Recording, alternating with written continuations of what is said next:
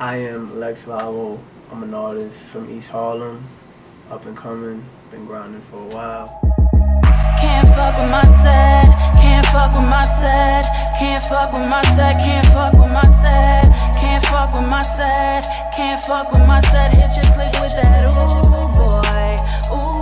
boy, hit your click with that, ooh boy.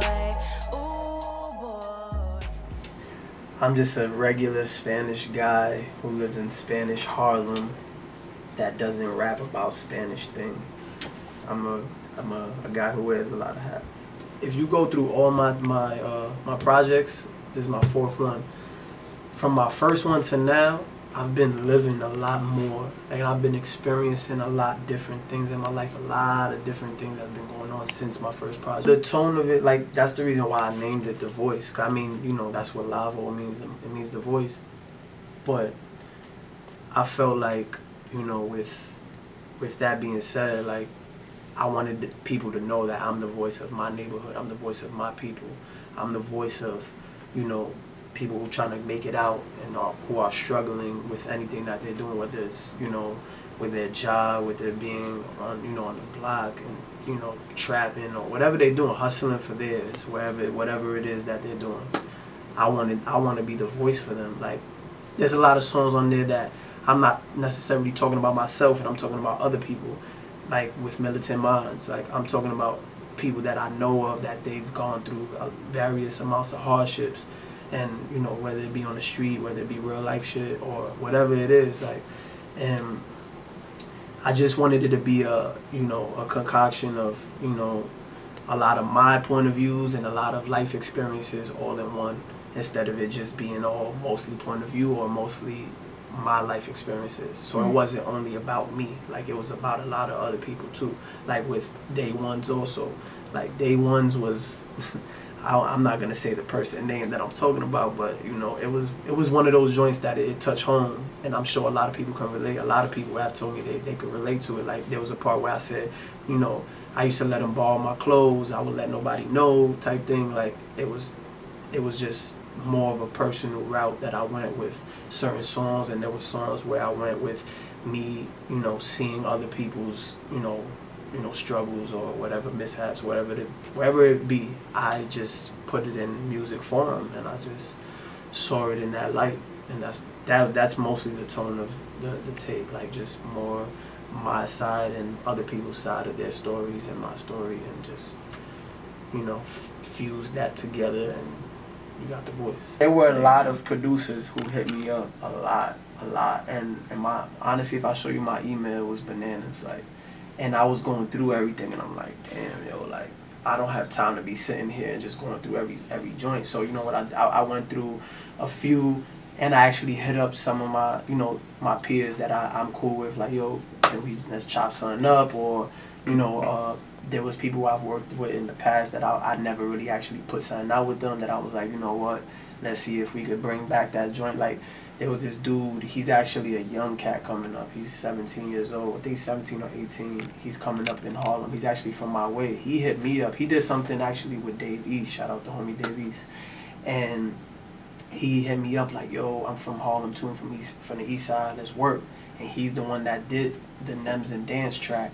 He sent that shit to me, and I was like, that's what I've been looking for. I need that sound right there. It's like still so bassy, but they got that up-tempo, like still hip-hop feel, but it's more up-tempo, more modern, if anything. You know what I'm saying? Not that laid-back, boom-bap kind of feel. It still got that bass, and it still knocks. That's where I base my sound off. That bassy knock kind of feel, but still got like that dope, like spacey feel in the back, like real, like spacey, like Consignment or Rebirth and shit like that. Like that's how I go about my songs, like selection. I don't like going in order. I bend the rules, but I just felt like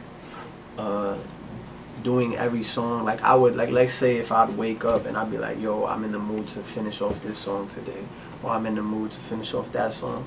It's never been a point where I was just like, I had like writer's block, or felt like, damn, I don't know what to write about or how to go about the song, or you know, any of that. I just went through each song as it came to me.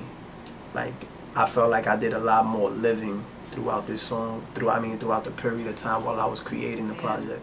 I took my life experiences and my artist side of things, and I was like, hold up, I can't be so one-sided. And I took that into consideration with the voice, and I said, you know what, I definitely want to broaden it out a little bit instead of just keeping it one-sided.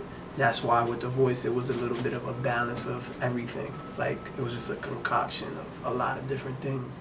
That just was, you know, that was the, you know, the basis of it. Like, it was just mostly just the living that I did was creating my music. It helped create my music. So there was never a point in time where I, you know, felt stumped or anything like that. I mean, if ever, it would just be that I was exhausted or tired because I was working so hard on the tape, like always in the studio, you know, just trying to mentally prepare this tape was probably the reason why I would ever get stumped, because I was just so mentally tired or mentally exhausted. Actually, when I went to the studio and when I was actually doing the final mixes on each song, you can ask Evie, like, I was in there from like 9 in the morning to like 6, 7 at night, possibly. Because what I usually do with my music, I usually record it, do a light mix, go to the next one, do light mix till I'm done with the whole shit, and then I go through each song and mix and master and detail with everything. That's how I go through it. So when I did that and everything was done and I played each song from beginning to end with me and my engineer Zay, yo, I was like, yo, I did a dope project. Like, I did that. Like how you said, I did that. Like, dead ass. I was so happy. Like, I was like, not only because it was, you know, to me it was a dope project, but it was, you know, I was finally fucking done. Like, I was like, yo, shit's crazy. Like, it was a long process, but it was well worth it because the reception has been phenomenal. It's been overwhelming. Like, a lot of people been, like, I walked down the streets in Harlem, like, yo, that shit was fire. The voice. You know, Instagram, all social networks, Twitter, all that.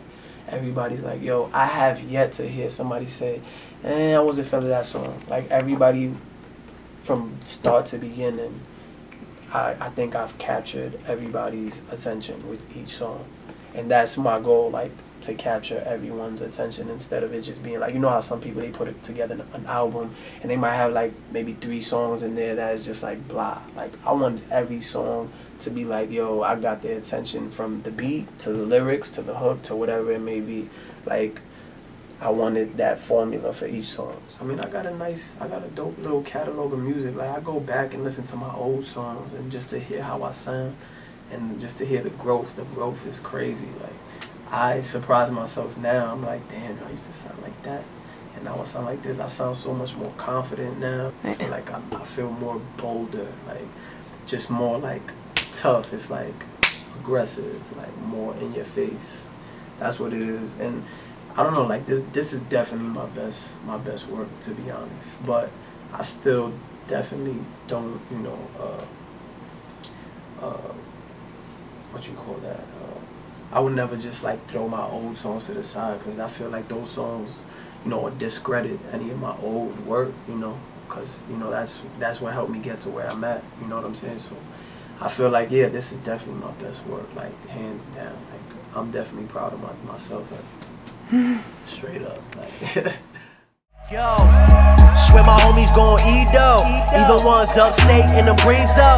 Getting money, yeah, them fiends yelling gringo. I don't know my name, they calling me lindo.